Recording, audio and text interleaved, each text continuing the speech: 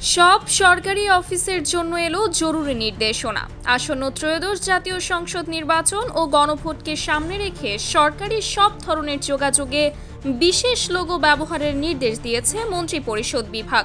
সম্প্রতি এ সংক্রান্ত একটি চিঠি পাঠানো হয়েছে সব মন্ত্রণালয়ের সচিব, বিভাগীয় কমিশনার এবং জেলা প্রশাসকদের কাছে।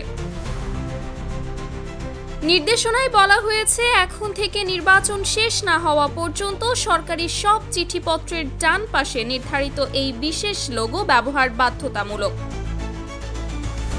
এর আগে গত ৫ জানুয়ারি প্রধান উপদেষ্টার কার্যালয় থেকে এই বিষয়ে প্রয়োজনীয় ব্যবস্থা নিতে মন্ত্রিপরিষদ বিভাগকে নির্দেশ দেওয়া হয়। শুধু চিঠিপত্রেই নয়, নির্বাচনী প্রচারণার অংশ হিসেবে গুরুত্বপূর্ণ ও দৃষ্টিনন্দন স্থানে লোগো সম্বলিত ব্যানার প্রদর্শনের নির্দেশও দেওয়া হয়েছে।